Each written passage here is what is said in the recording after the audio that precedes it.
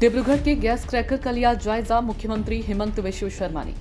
विधानसभा में विधायक रूप ज्योति कुर्मी के व्यवहार को लेकर मुख्यमंत्री हेमंत बिश्व शर्मा ने प्रतिक्रिया व्यक्त की है। डिब्रूगढ़ में गत 3 दिनों से उपस्थित मुख्यमंत्री हेमंत बिश्व शर्मा शनिवार को लिपेट काटा स्थित ब्रह्मपुत्र क्रैकर पॉलीमार लिमिटेड पहुंचकर कार्य का लिया जायजा। उन्होंने कहा कि इस उद्योग में कई चैलेंज हैं, इसके उन्नयन के लिए कार्य करेंगे।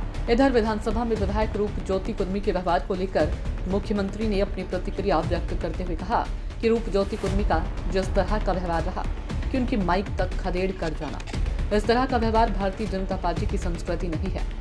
इस विषय पर कार्यवाही करते हुए भाजपा प्रदेश अध्यक्ष ने रूप ज्योति कुर्मी को असम की जनता के सामने क्षमा मांगने का निर्देश दिया है। इधर मुख्यमंत्री ने विधायक रूप ज्योति कुर्मी का बचाव करते हुए कहा कि विधायक अखिल गोगोई को दोषी ठहराते हुए कि चाय जनजाति के एक विधायक जब बोल रहा था, अखिल गोगोई बार बार बाधा देने का चेष्टा कर रहे थे। अपने बारे में उल्लेख करते हुए मुख्यमंत्री ने विधायक अखिल गोगोई पर आरोप जड़ा कि उनके भाषण के बीच में भी अखिल गोगोई बाधा देते हैं, उस समय उन्हें भी गुस्सा आता है। उन्होंने कहा कि स्पीकर जिस तरह की कार्रवाई रूप ज्योति कुर्मी के खिलाफ लेंगे, हम वैसा ही करेंगे। डिब्रूगढ़ से कैमरा पर्सन मुन्ना घटवाल के साथ रिपोर्टर अरुण जैन की ये रिपोर्ट। आज मंत्री प्रशांत फुकन और विमल बरार सहित मैं आमार ब्रह्मपुत्र केकार और पॉलीमार लिमिटेड जाक आमी गैस केकार प्रोजेक्ट बुली कওঁ तार विभिन्न काम काज पर्यवेक्षण करिबर बारे और उद्योगटोए केनेकुवा करि आछे तार विषये जानिबोलै इयात आहिसिलो। केइबाटाओ प्रत्याह्वान आछे, चैलेंज आछे, मैं गोटेई कथाखिनि बुझि ललो और अनागत दिनत এই प्रकल्पটোৰ ভাইবিলিটি বা উন্নয়ন বা ডাইভাৰ্সিফিকেশনৰ কাৰণে আমি বহুতখিনি কথা আলোচনা কৰিছোঁ আৰু যি ধৰণে পাৰোঁ আমি সকলোৱে ইয়াত সহযোগিতা কৰিম। সক ৰূপজ্যোতি কুৰ্মীয়ে যি ব্যৱহাৰ কৰিছে বা তেওঁ মাইকলৈকে আন এজন সদস্যৰ মাইকলৈকে খেদি গৈছে, এই বিষয়টো ভাৰতীয় জনতা পাৰ্টিৰ যিটো সংস্কৃতি সেই সংস্কৃতিৰ লগত খাপ নাখায়। সেইকাৰণে ৰাতিপুৱা আমাৰ ৰাজ্যিক সভাপতিৰ লগত যোৱাকালিও মই আলোচনা কৰিছিলোঁ আৰু ৰাজ্যিক সভাপতিয়ে ইতিমধ্যে ৰূপজ্যোতি কুৰ্মীক অসমৰ ৰাইজৰ ওচৰত ক্ষমা খুজিবলৈ নিৰ্দেশ দি পত্ৰ এখন প্ৰেৰণ কৰিছে। এইটো হ'ল ৰূপজ্যোতি কুৰ্মীৰ বিষয়। কিন্তু विधायक अखिल गोगोई डांगरिया रूपज्योति कुर्मी एगराकी चाह जनजातिर विधायक, एटा निपीड़ित निष्पेषित जनगोष्ठीर পৰা তেওঁ অসম বিধানসভালৈ আহিছে। এজন বিধায়কে ভাষণ দি থাকোঁতে, মন্ত্ৰীয়ে ভাষণ দি থাকোঁতে বিধায়কসকলে কেতিয়াবা মাজত ৰখাব যত্ন কৰে।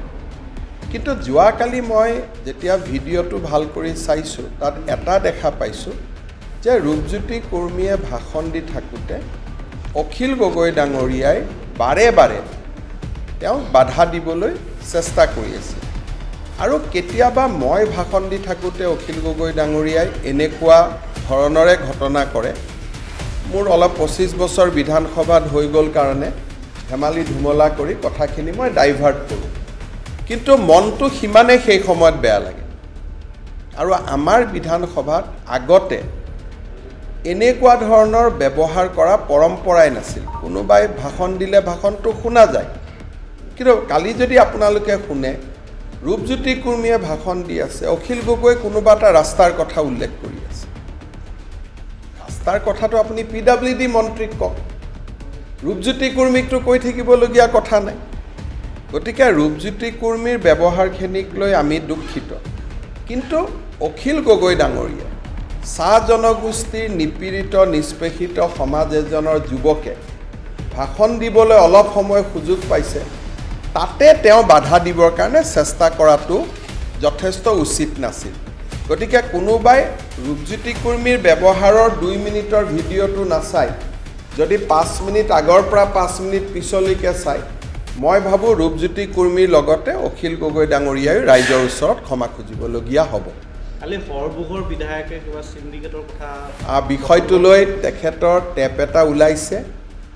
তেওঁ কৈছে এইটো AI টেআই হ'ব পাৰে আজিকালি ডিপ ফেক বা AI হয়নে নহয় 5 মিনিট পৰীক্ষা কৰিলে কম্পিউটাৰত কৈ দিয়ে গতিকে অহাকালি বিধানসভাত যদি অধ্যক্ষ ডাঙৰীয়া মোক বিচাৰে যে এইটো AI বা ডিপ ফেক হয় নেকি চাই দিব লাগে এইটো 10 মিনিটতে আমি ৰিজাল্ট দি দিব পাৰোঁ কিন্তু যেহেতু এইটো বিধানসভাৰ অধ্যক্ষৰ বিশেষাধিকাৰ গতিকে মই ইয়াত কমেণ্ট দিব নোখোজো কালি মোক স্পিকাৰে যেনেকৈ ক'ব মই তেনেকৈ কৰিম